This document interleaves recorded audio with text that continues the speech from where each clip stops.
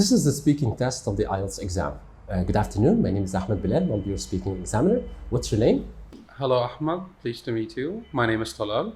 Talaal, can I see your identification, please? Here you go. Thank you very much. You're welcome. Okay, so in this first part, I'd like to ask you some questions about yourself. Do you work or do you study? I work. Okay, so what is your job? I'm currently working for a non-profit organization focusing on disaster management, health, livelihoods, and extending work to refugees and migrants. Okay, so where do you work? I work for the Egyptian Red Crescent. Why did you choose this job? Well, I've been pursuing my passion since med school. I've been going through courses on public health. That's how I grew passion for working on these issues. And this is how I built a career through volunteering with various organizations and pursuing postgraduate degrees. So is it a popular job in your country? It is. Or currently, I can say that it's becoming more and more in demand. Okay, so do you like your job? I love my job because it's fulfilling. You see the impact of your work on day-to-day basis. I have an amazing team that I work with. So definitely it's a place where you can grow on the intellectual level, on the human level, and definitely see an impact for your work. Okay, so what was your first day like? Well, I was nervous because it took me a leap of faith to accept this job. But the good thing, I was lucky because the team is so friendly. They helped me a lot to understand how the place works and operates, who I should be talking to for processes and procedures. So it was like a good first day. Okay, so what responsibilities do you have at work? Wow. That's a little bit of a hard question for me to describe, because since the first day, I guess my job has been evolving. First, like as a head of programs, I am responsible for the technical oversight of the projects to ensure that they go against targets, to update the frameworks and indicators. But the job has been growing on me to have more aspects into it. It includes discussing with donors, writing new proposals, doing some research. So it's a work in progress, and it's going through interesting evolution. Okay, so if you had the chance, would you change your job? I don't think so. Right now, I guess I'm in the right time and the right place to do that work. So now let's talk about art. Are you good at art? I can say I can be a little bit of an art fan, but I wouldn't say that I'm a connoisseur. Okay, so did you learn art at school when you were a child? I had some classes and I had like arts and crafts at school, but I've never had any in-depth studies in that discipline. Okay, so what kind of arts do you like? Oh, I love going to the museums to check paintings, sculptures. Also, movies and music are also different forms of arts. Depends on how you define art. Okay, so is art popular in your country? Definitely. Well, art is definitely popular and known for each and every country. I guess it's a way of each nation, culture, ethnicity to express what they are passionate about, what they are fond of, or how they perceive life. So do you think children can benefit from going to art galleries? Definitely. If we are looking at art galleries or any form of art, this is how they shape their imagination and their creativity.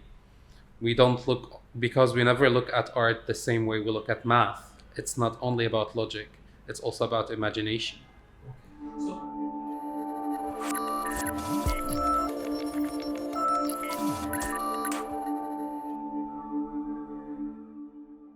Okay, so now I'm going to give you a topic and I'd like you to talk about it for 1 to 2 minutes.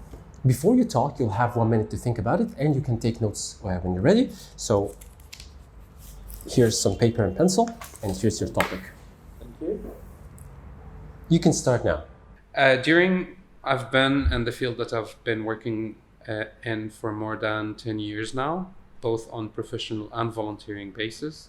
I guess the best piece of advice going along this career, I received it from a friend of mine who is also a mentor for me in the organization that I used to volunteer for.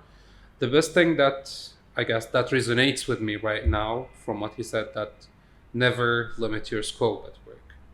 Because when you limit your scope at work, you will go redundant as far faster than you ever think you go.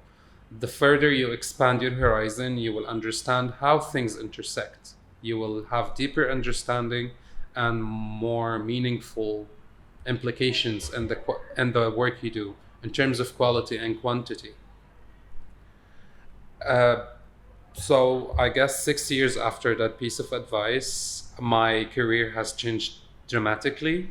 Now, rather than just focusing on health, I'm focusing on 6 or 7 different areas that if you just look at them, or you just might ask yourself, why am I focusing or reading about this? But if you go deeper and further into them, you find that yes, all of these things can affect health, even if it's not apparent to the crude eye, but it happens. Like we can look about gender, legal frameworks, social determinants, economic situation, even education.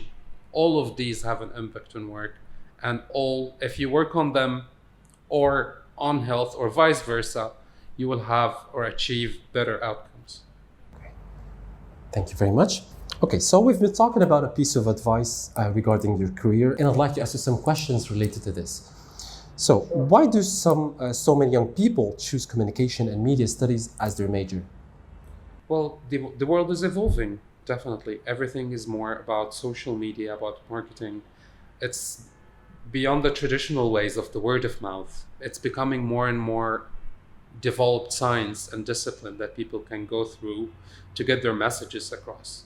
This generation is definitely known to be that generation that was able to communicate the most. And the result of communication is like tremendous changes in the world, even this part of world that we live in. The changes, the political or social changes that happened during the Arab Spring definitely happened through communication, marketing, and advocacy that went through the untraditional ways. So, why do many young people find it difficult to make career choices? Well, I think that this is maybe like a thing that I learned along the way, that the eye can't see what the mind doesn't know.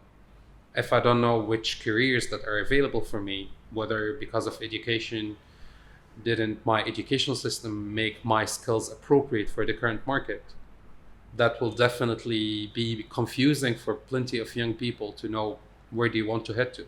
So, what do you think can affect a young person's career choice? I guess education, peer pressure, parental pressure, also what they are passionate about or what they think that they fit, where they fit in the most.